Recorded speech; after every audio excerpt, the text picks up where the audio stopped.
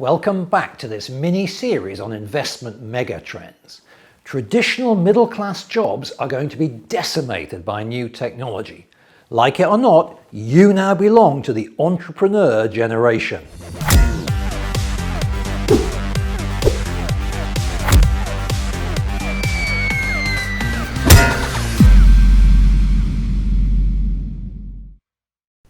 It's time to take off the headset, put down the smartphone and smell the coffee.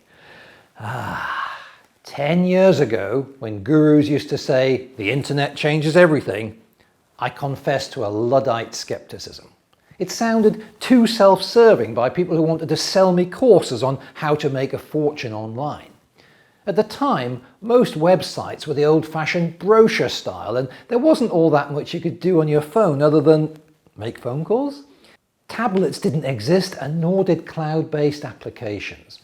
Early adopters were doing some of their shopping online, but most businesses saw the internet as something they thought they should be involved with, but they had little idea why or how. Oh boy, how things have moved on. We're now at the stage where technology-based unicorn startups can grow to a market cap of $1 billion within 3 years. Where your imagination becomes the biggest limiting factor on your growth. A global audience awaits if you find a way of adding value to people's busy, stressful, always-on lives. Before your greed glands explode, let me temper this story with a warning. First, not everyone is cut out to be an entrepreneur. And I draw a distinction between an entrepreneur and a business owner.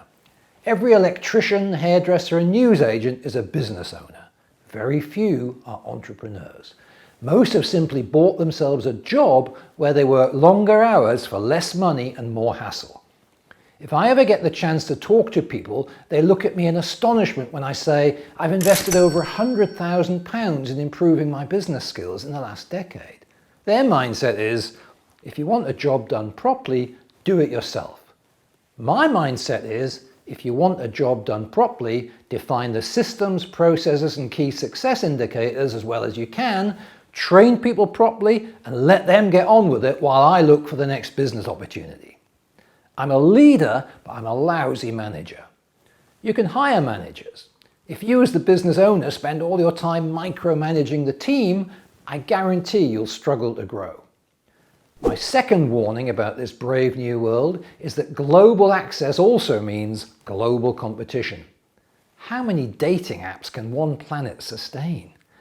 Mind you, I learned recently that there's an app where you can walk down the street, and if someone else is also a subscriber to this app, you get sent a picture of them in case you decide you fancy them and you want to ask them out on a date. Isn't it romantic? Not.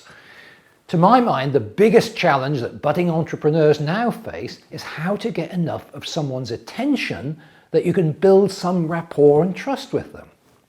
You've heard the old adage that people buy from those they like and trust, but how do you build trust in a world where even the grown-ups suffer attention deficit disorder? I bet you're doing something else now, even while you're watching this video. Please stop it now and give me your full attention. Thank you.